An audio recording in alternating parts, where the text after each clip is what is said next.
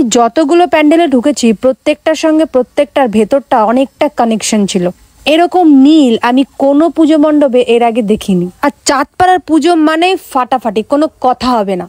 আর অল্প এরিয়ার ভেতরে সবকটা প্যান্ডেল, আর প্যান্ডেলের ভেতরে নিখুঁত কাজ সম্পর্কে আমি যতটাই বলবো ততটাই কম।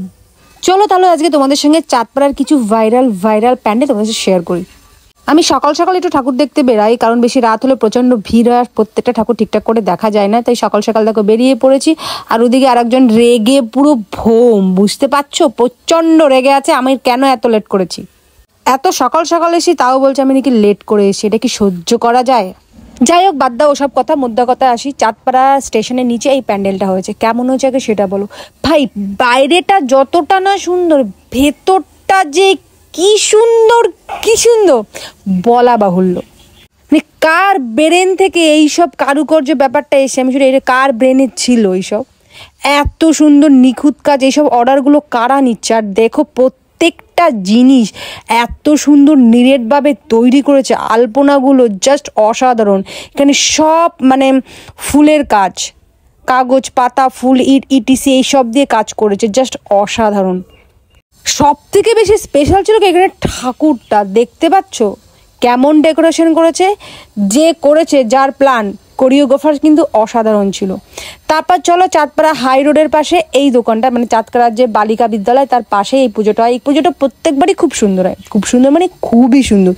কিন্তু এবারে ওর ভেতরটা এত সুন্দর ইউনিক করেছে কি বলবো, মানে জাস্ট বলা বাহুল্য। এখানে বিশেষত বাঁশের আর কুঞ্চি দিয়ে প্যান্ডেলটা হয়েছে আমার যতটা মনে হলো। আর তোমাদের সঙ্গে একটা জিনিস আমি বলেছিলাম যে প্রত্যেকটা প্যান্ডেলের সঙ্গে প্রত্যেকটা প্যান্ডেল একটু কানেক্টেড আছে, সেটাও তোমাদের একদম লাস্টে বলবো।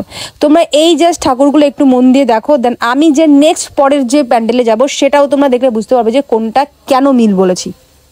চাঁদপাড়ার আশেপাশে দিয়ে এরকম প্রচুর সুন্দর সুন্দর প্যান্ডেল, সুন্দর মানে অল্প জায়গার ভেতরে, বেশি একটা হাঁটতে হয় না। বারাসাত গেলে যেমন প্রচণ্ড হাঁটতে হয়, বাট এখানে অল্প জায়গার মধ্যে এত সুন্দর সুন্দর পুজো, মানে বারাসাত বেস্ট কিন্তু চাঁদপাড়াও কোনো অংশে কম না। আর আস্তে আস্তে চাঁদপাড়া আরও বেটার করছে, তোমরা তো দেখেই বুঝতে পারছো যে কতটা বেটার করেছে চাঁদপাড়ার পুজো।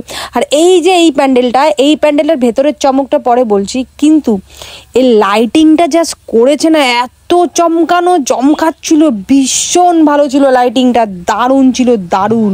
তোমরা কি একটু আঁচ করতে পেরেছো আমি কিসের মিল কথা বলেছিলাম? হ্যাঁ, প্রায় প্রত্যেকটা প্যান্ডেলে জগন্নাথকে করেছে, জাস্ট ভালোই লাগলো। মা কালীর মূর্তির সঙ্গে জগন্নাথকে অ্যাটাচমেন্ট করেছে, অসাধারণ লাগছিল। আর আমরা যে লাস্ট তোমাদের যে প্যান্ডেলে দেখালাম ওটা কিন্তু দীঘার পুরী মন্দির হয়েছে, দারুণ করেছে।